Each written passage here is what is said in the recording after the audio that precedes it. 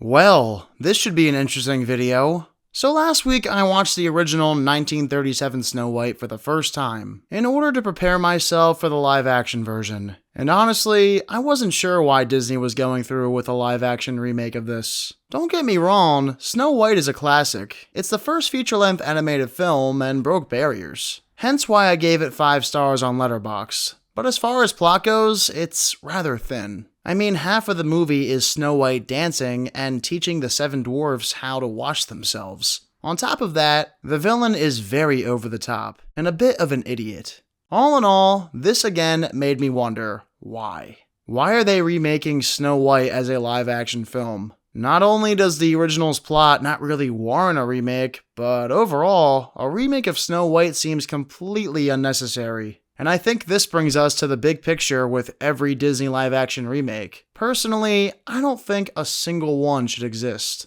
What's with the live-action obsession? Studios are obsessed with taking something that was once a cartoon and turning it into real life. I don't get it. I never understood the appeal. It does nothing for me, especially if you're barely adding anything new to the original story. Look at Beauty and the Beast, for instance. It's almost the same exact movie, just in live-action form. These films are mostly copycat, ugly-looking CGI fests. At the end of the day, their existence only benefits Disney from a money standpoint. These movies don't benefit fans of the original, because the only thing different about them is that they're live action now. The pitch from Disney here is that Snow White's no longer a 2D drawing, but instead a real person this time. Therefore, you should see the movie. That's the pitch? Really? You're not going to expand on the 1937 film more? Maybe even change some things here or there that didn't work in the 2D movie? For whatever reason though, Disney never does that. The remakes are exactly like how I described them.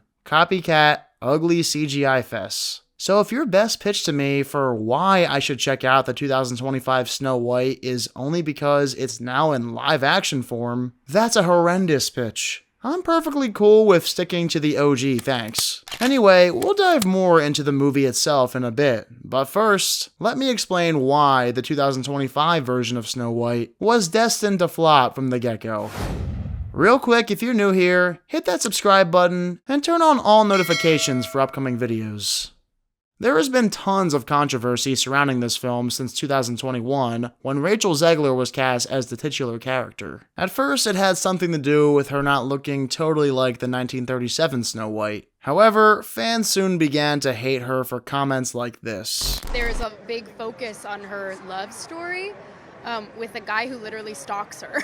Yeah. Weird. She's not going to be safe with a prince, and she's not going to be dreaming about true love. She's dreaming about becoming the leader she knows she can be.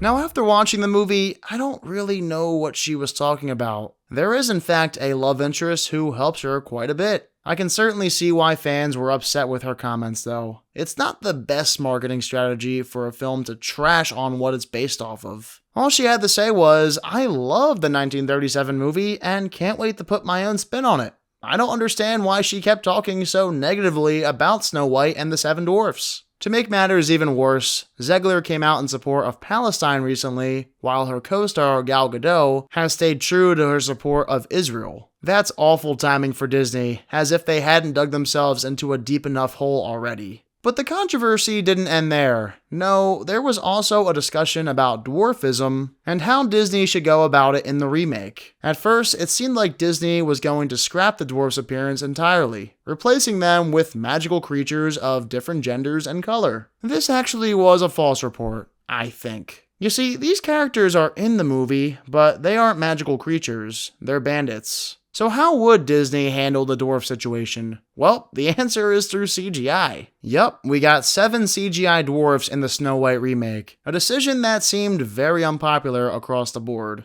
So between everyone hating Rachel Zegler and Gal Gadot, as well as the decision to include CGI dwarfs, Disney had very little momentum going into opening weekend with Snow White. Lo and behold, the box office results were a reflection of these things, hauling in just $43 million domestically. What about the movie itself, though? Is it good enough to the point where it deserved to make more money? The answer is no. I mean, looking at the Snow White remake from beginning to end, it gets the job done to be considered a fine movie, but like I brought up before, there isn't a whole lot new here to warrant a remake. And that seems to be a recurring theme with these live-action adaptations. I'll admit there are a couple decent new plot additions here. I thought the stepmother backstory was very underdeveloped in the 1937 version, so at least the remake helps us better understand her dynamic with Snow White, and integrates a few scenes shared between the two. Funny enough, in the original, Snow White never once had a scene with the stepmother in her regular form, so the 2025 movie improves upon that. Also, the love interest has some development unlike in the 1937 flick. Plus, we even get new music.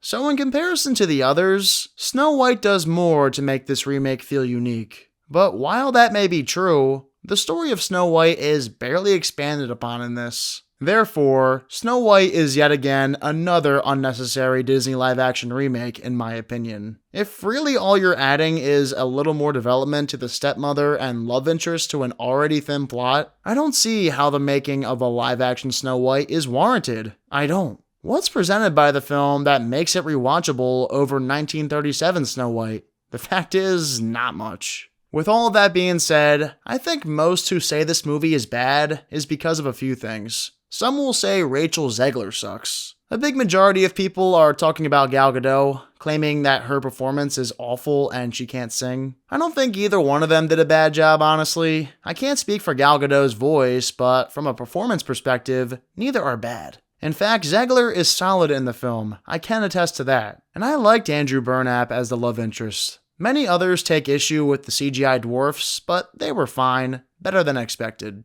The movie as a whole, like I said, is fine. Nothing more, nothing less. From my perspective, the Disney live-action remakes have little rewatch value. I'll always stick to the originals. Why watch a remake when their pitch is just that it's real life now, not animated?